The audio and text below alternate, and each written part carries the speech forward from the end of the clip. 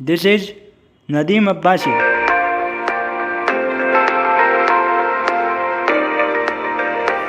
speaking from channel World of Education.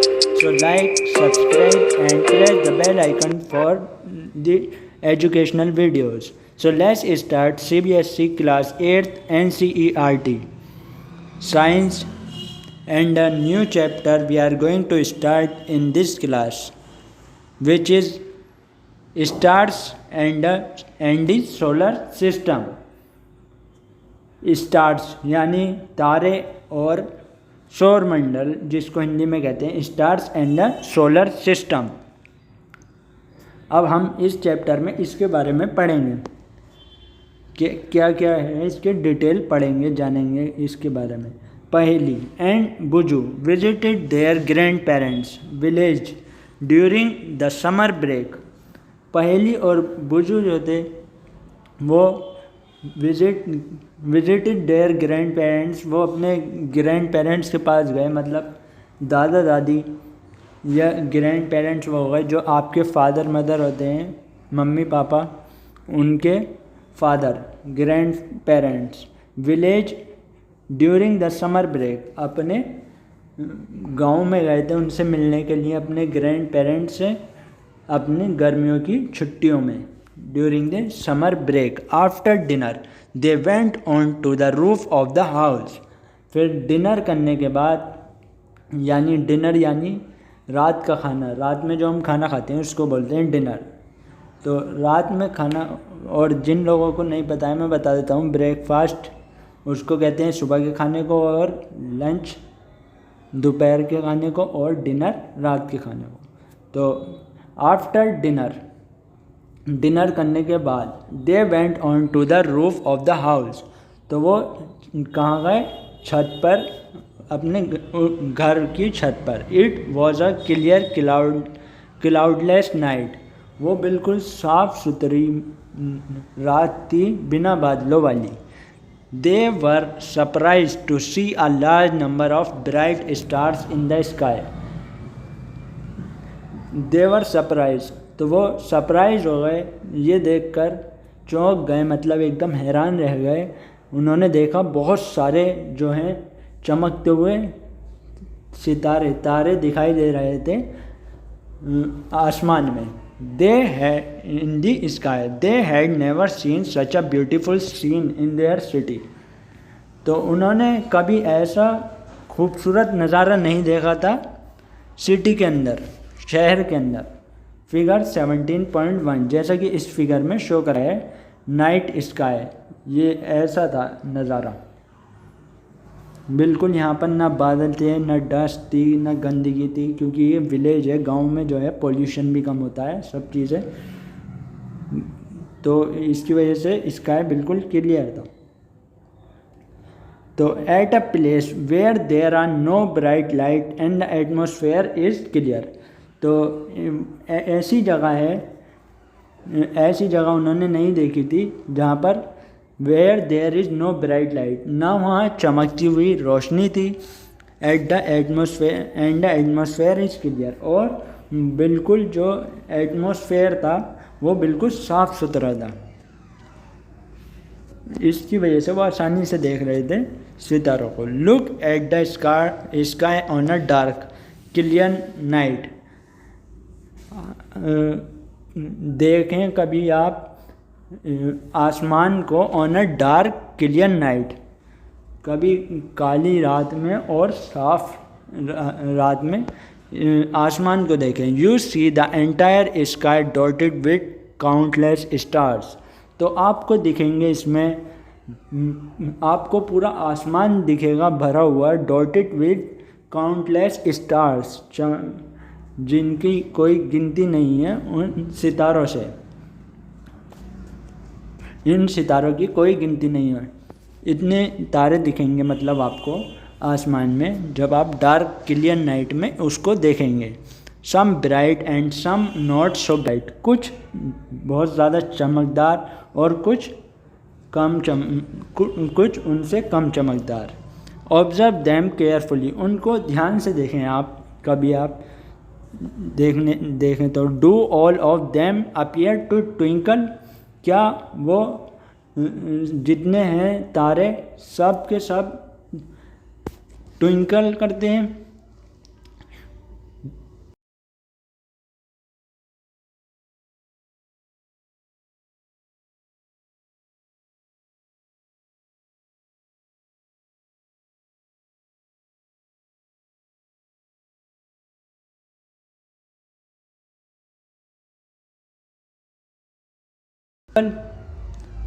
Sorry मैं ये विच does not twinkle, क्या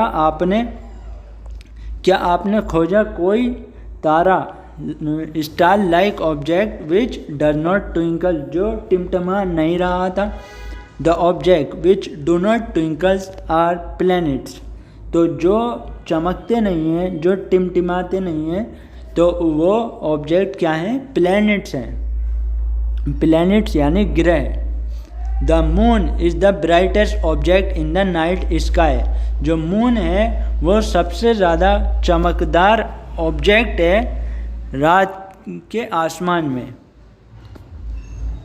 the stars, the planet, the moon and many others object in the sky are called celestial objects, जो तारे हैं, जो ग्रह हैं और जो चांद है, एंड मैनी अदर ऑब्जेक्ट्स, और बहुत सारे दूसरे ऑब्जेक्ट जो हैं आसमान में, उन सब को हम क्या कहते हैं? Celestial objects.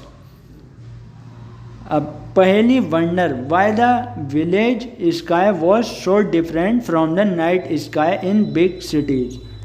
पहली वंडर्स, वाइल ऐसा क्यों होता है कि जो गांव का आसमान है वो इतना अलग क्यों होता है फ्रॉम द नाइट स्काई, रात वाला जो नाइट स्काई है वो गांवों का यानी विलेज का इस आसमान जो है वो इतना अलग क्यों होता है बड़े शहरों से। हर grandfather explain that due to bright light, smoke and dust, जैसा कि मैंने आपको बताया था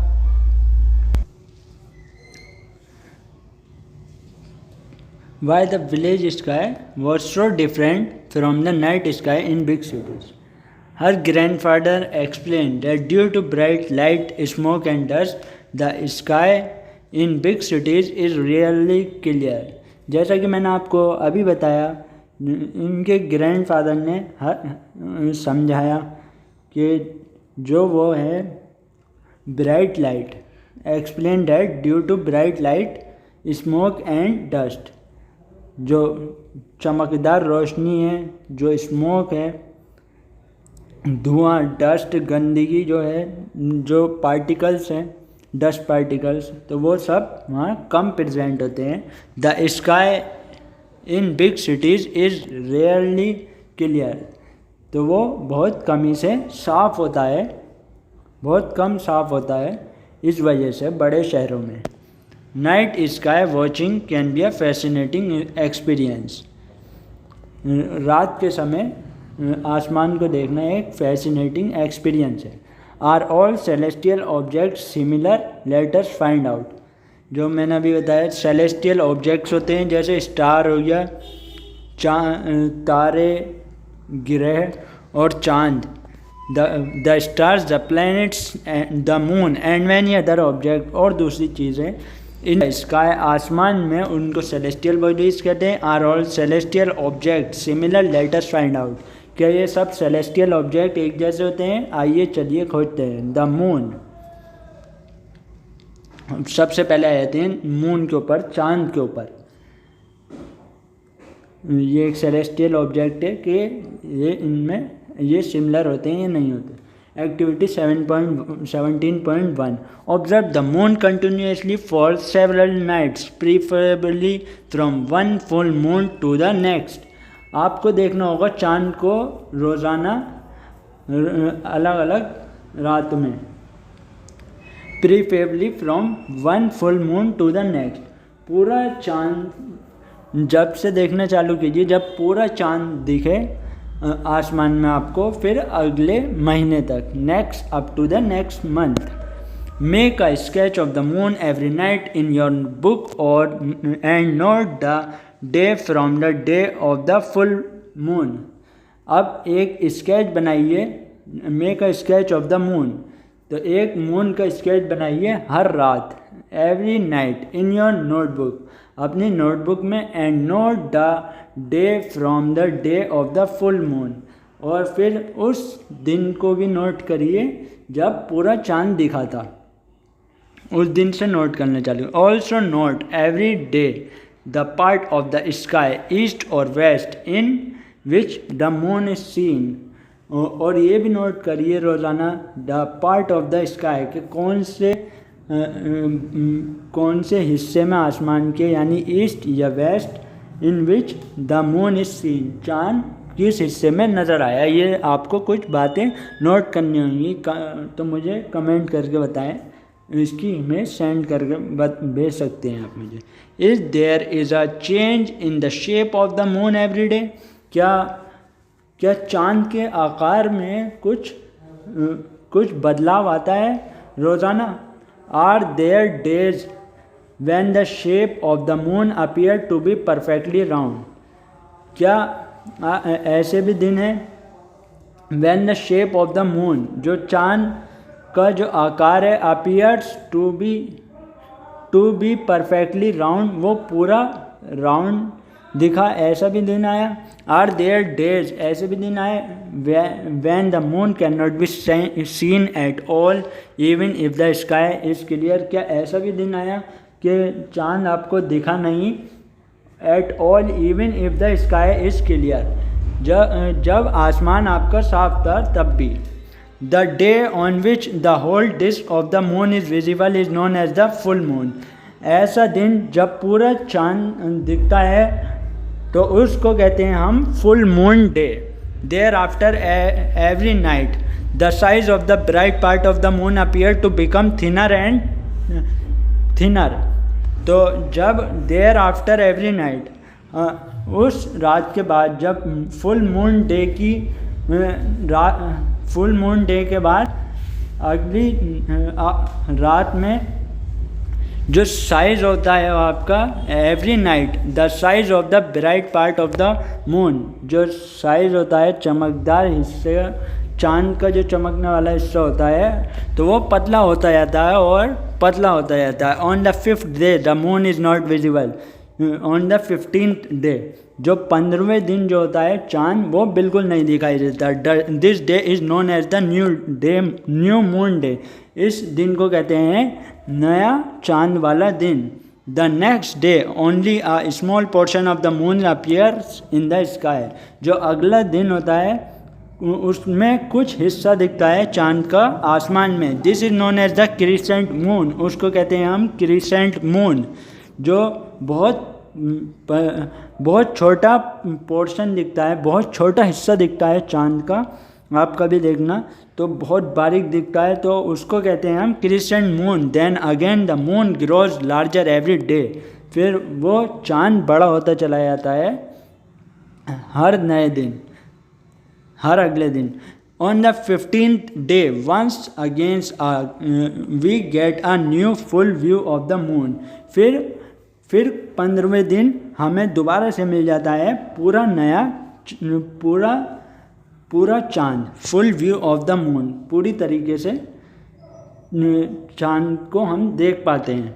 the various shapes of the bright part of the moon as seen during a month are called phases of the moon, जो अलग अलग आकार दिखाई देते हैं हमें चमकदार चांद के, as seen during a month are called phases of the moon, तो वो as seen during a month, महीने में हमें जो दिखते हैं चांद के अलग अलग आकार चमकते हुए, तो उसको कहते हैं हम phases of the moon, are called phases of the moon, जैसा कि फिगर 17.2 में शो करा गया है।